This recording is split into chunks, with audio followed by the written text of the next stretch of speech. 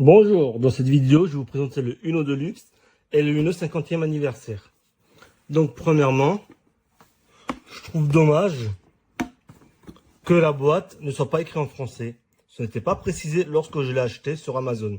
C'est qu'un petit détail, mais c'est quand même bien de le préciser. Donc, la boîte est en métal, comme vous le voyez.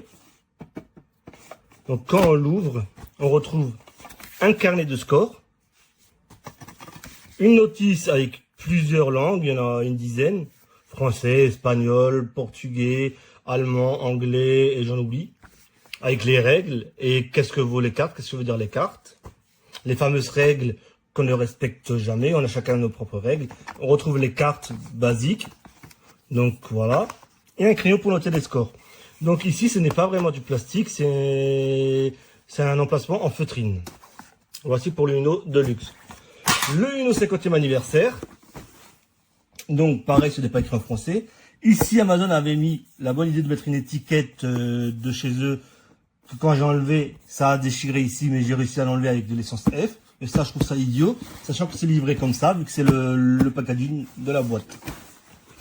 Donc, à l'intérieur, on retrouve le carnet avec les règles, avec plusieurs langues.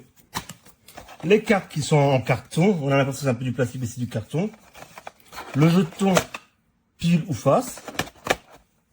Et deux cartes. Donc cette carte, quand vous jouez à plusieurs, en fait, de 50-50, vous désignez deux personnes.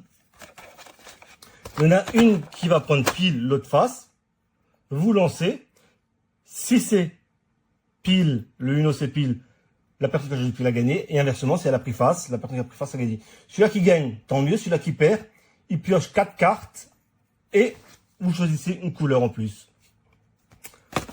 Donc c'est sympa ça en plus. Après, sinon il y a toutes les autres cartes du Uno classique.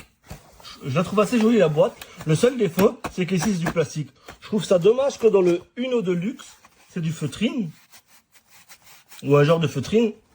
Et ici, ce n'est ni plus ni moins que du plastique. Ça, je trouve ça vraiment dommage. Alors, les cartes sortent plus facilement qu'ici, ça je vous l'avouerai, et encore, mais légèrement plus, parce que c'est du plastique et c'est un peu plus mieux taillé. Mais je trouve ça vraiment dommage de ne pas avoir de la feutrine, sachant que c'est quand même la version 50e anniversaire. Donc on pourra s'attendre à avoir un Uno vraiment d'exception. Sachant que ça fait 50 ans qu'il existe le Uno. Même plus maintenant. Donc voilà mon avis sur ces deux Uno. Et pareil, avant de terminer, il n'y a pas de carnet de score dans le Uno 50e anniversaire. Ce que je trouve dommage.